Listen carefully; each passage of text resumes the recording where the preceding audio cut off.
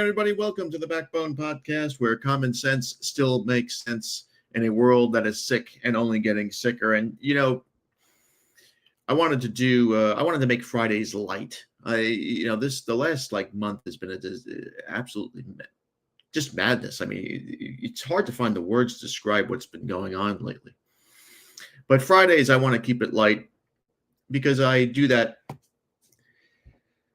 for my profession with the kids. Monday to Thursday, I kind of give them their lessons, and then Friday we take it light. But today, I wanted to go back to 1986, much simpler times, much better times. I'll tell you something.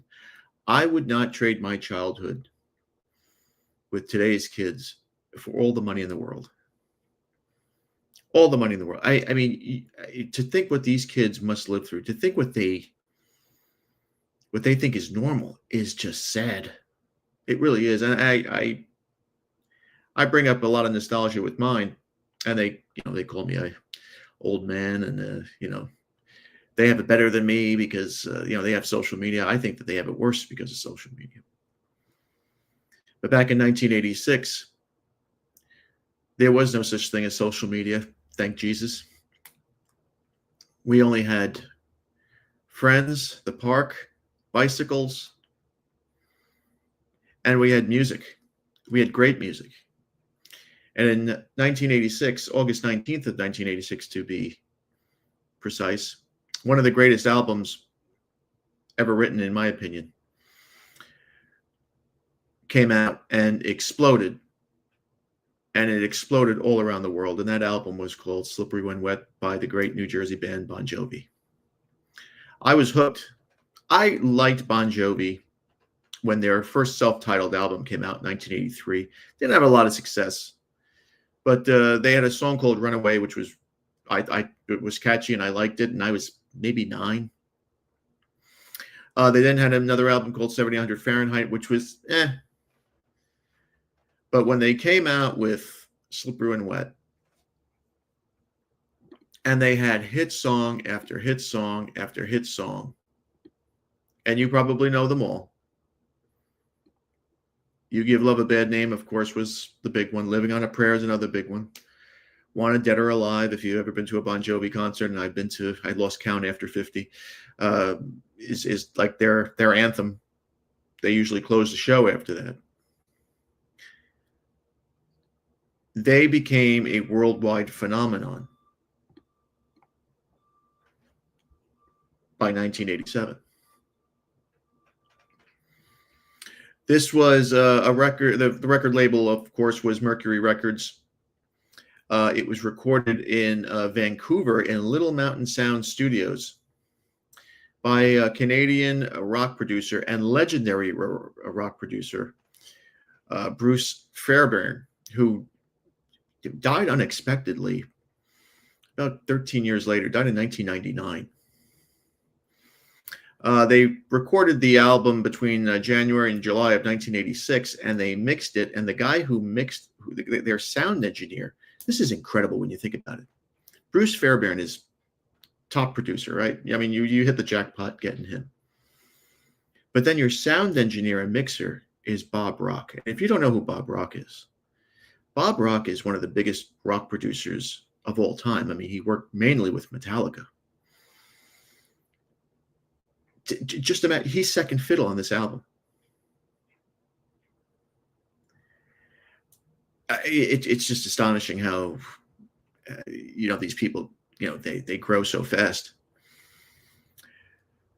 The album resulted in the first what they call glam metal album, and it had 3 top 10 hits in the Billboard 100 charts. Slippery When Wet embarked on a tour that ran from July of 1986 to October of 1987. I did not see them on that tour. I saw them on the next tour, which was New Jersey, which was another huge album for them. Bruce Fairbairn produced that album as well. But I was completely hooked on Bon Jovi at that moment, because every car that drove by in New York, and New York is not a rock town. It's not a rock city. It's mostly, in those days, it was a lot of hip hop wasn't around a lot, but it was a lot of freestyle. Hip hop was like rap was kind of, making its way into the mainstream. But it was a lot of almost like disco music, almost dance, a lot of dance music in the Bronx. Lots. But not here. Every time you were out in the street, out in the park, doing whatever, if you were cruising around, you heard You Give Love a Bad Name, or you heard Living on a Prayer, or you heard Wanted Dead or Alive somewhere. So it was coming out of some car. And it was an instant commercial success. 8 weeks as #1 on the US Billboard 200 charts. And it was named Billboard's top selling album of 1987. It's Bon Jovi's best-selling album to date, over 28 million copies worldwide. And the album had a lot of success because of MTV. The tours, rock bands used to have this thing where, especially heavy metal bands, where they never smile, they always look pissed off, they were duck-faced, all that shit. But Bon Jovi changed that because they were smiling. They were these good-looking dudes who just smiled all the time, and the girls fucking ate it up. And John Bon Jovi with the hair and the looks and all that other stuff. I mean, he was the dude. He was the shit. Everybody wanted to be him. And the album has been called the turning point from heavy metal into rock-friendly pop format that has been commonly viewed as a breakthrough for hair metal. I see Bon Jovi more as a rock band, specifically a rock band, maybe a little bit of heavy rock, maybe. But heavy metal, I mean, heavy metal was always Metallica, Megadeth, Black Sabbath, of course, Iron Maiden. Well, they were kind of, Iron Maiden, Judas Priest were more like, they called them new metal. But Bon Jovi, to me, were always a rock band. And they had so many great singles that came out. It was that album was an unstoppable force. And most of the album was written by John Bon Jovi and Richie Sambora, the lead guitarist.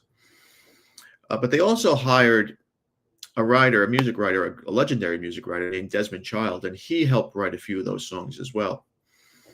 It was the first time Childs and Sambora and Bon Jovi had worked together, and they actually wrote a lot of those songs in Sambora's mother's basement, which is wild to think.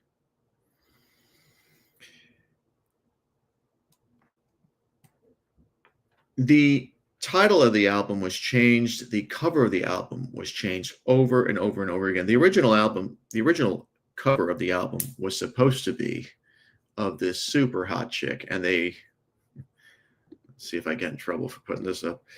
There she is. It was supposed to be there. Now, of course, Mercury Records thought that the record stores, which were so popular, so powerful at the time, wouldn't allow this album cover. For those of you that don't know, there used to be these things called record stores, Virgin Records, Tower Records, all that.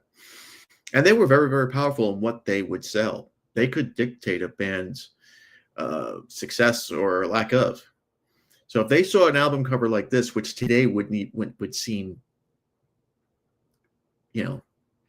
like nothing compared to what the garbage that we're exposed to now, they may have seen this as being indecent.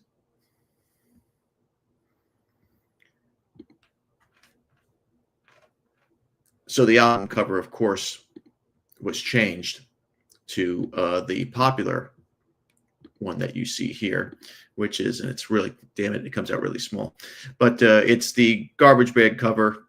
John Bon Jovi tells the story where the Mercury Records told him that they were not going to allow that album cover, so he took a garbage bag, sprayed it with water, and then wrote "Slippery When Wet" on it and said, "There's the album cover," and that's history. I knew that record top to bottom. I knew that record going away. It was something that you just couldn't escape of. My parents could not take me playing that record over and over and over again. And I didn't have a CD. I didn't have uh, a tape of it. I had the vinyl. So I had to go back and forth, back and forth. And let me tell you something, records were a pain in the ass. I don't know how my parents or the people of those days did it. Because they scratch and they this and they that. But they were such great days. Such great days.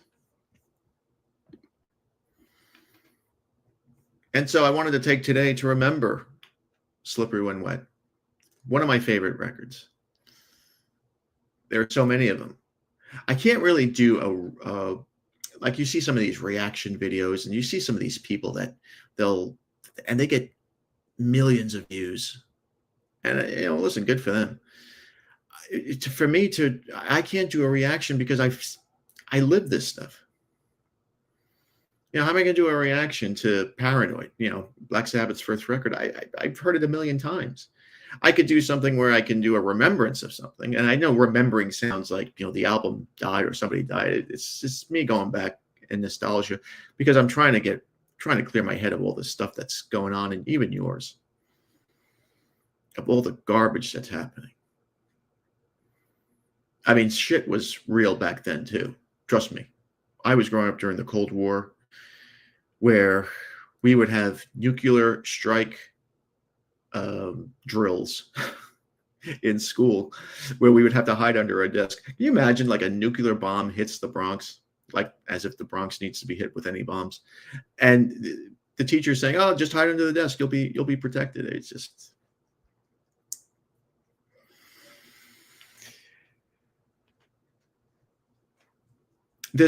Music was a great escape. Television was a great escape. Movies in the 80s were kind of we had crappy those summer blockbusters that were so like lame. But music was great. Music was great back then. And I remember it fondly. I remember the concerts fondly. I remember the people at the concerts fondly. And I remember when it kind of started to change when grunge came along. I saw at one of the first Lollapaloozas, I saw Nirvana before they were famous. And me and my buddy Dale, who used to go to concerts with me all the time, used to say, "Oh God, I hope this shit doesn't last too long." And it's like, it probably is not going to last very long. But I mean, why are you shitting on it? And he goes, because the record companies are all the same. They'll hear this crap, and then there'll be 15 other bands that are going to follow, and then it might kill what we like the Bon Jovis and the Rats and the Poisons and the Cinderellas and all that. And in a way, it did. You had you had Nirvana and Pearl Jam that led the way, and a little bit with 9 Inch Nails, and then you got all these copycat grunge bands, and grunge only lasted a couple of years, but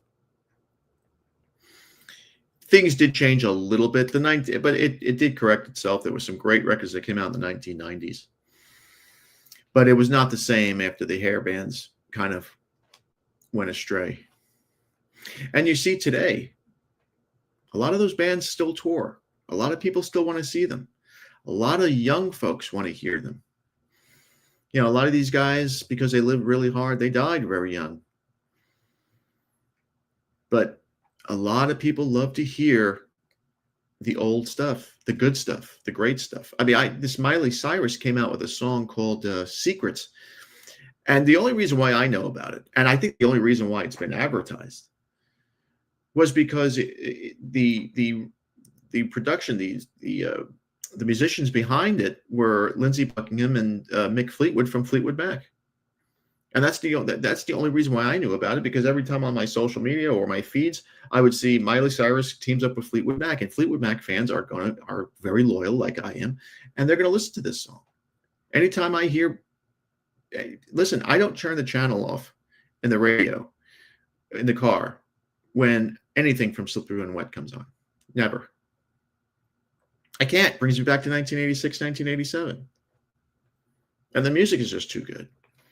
I mean, next year, think about this. That record will be 40 years old next year. That's incredible to me. That's just incredible. And it just, where do the days go? Where did the days go? You know, when you get older, everything happens faster. The days, the weeks, the months, they just go fast. You know, September's already over. It felt like 4th of July was yesterday. And to think I was in 1986, you know, as a 12-year-old, you really don't think like that. But we thought those days would never end. We thought, you know, rock bands would be growing out of the concrete streets like they always did. You know, in the 70s, you had the Eagles and Fleetwood Mac and Aerosmith and all these great bands. And then in the 80s, you had Bon Jovi and, well, Van Halen was mostly in the 70s. It came out in the 70s too. But, you know, you had still Skid Row and Metallica and all the, you know, and you were thinking in the 1990s, you're going to have great rock bands there too. And then in the 2000s, it's just going to continue. It'll never stop. And unfortunately, it has. I mean, what are my kids going to be listening to in 40 years? I mean, are they going to have a record that they can remember exactly where they were every time they heard it? Are they going to be able to say, yep, I have that record. I remember where I was when I bought that. I remember the exact store. I remember how much it was. It was $3.85, by the way. No, those days are over. And it's a shame. But that's why on Fridays, I'm going to dedicate it, no matter what happens, unless something horrific happens. I'm going to pick a movie, a record, maybe a book, maybe even a comic book or a television show that I'm going to bring back a little remembering to, and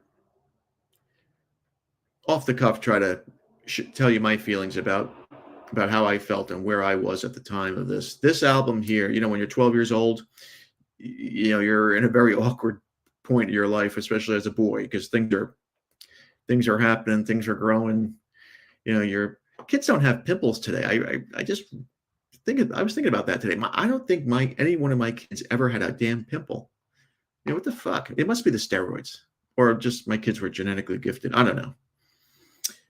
But this record here, if you haven't heard it, go on Spotify and look it up. I think if you're into rock music, if you like ballads, the power ballad, which MTV craved for and became a huge hit in the 1980s, every rock band had a power ballad. This album is for you. This is the album that changed rock and heavy metal for the good, I would say. MTV exposed it for the bad, but that's how it always goes when a corporation gets involved in anything. Just like they destroyed music and movies and television and books and comics and everything that was good and pure and great back in the day. All right, there's my 2 cents. Thank you again for watching. Please like, subscribe, comment, and share. Be careful out there, my friends. Satan is always busy. Be a man and have a backbone, because masculinity and common sense are worth standing up for. And remember, if it ends in an ism, it's a mental disorder. Have a good weekend.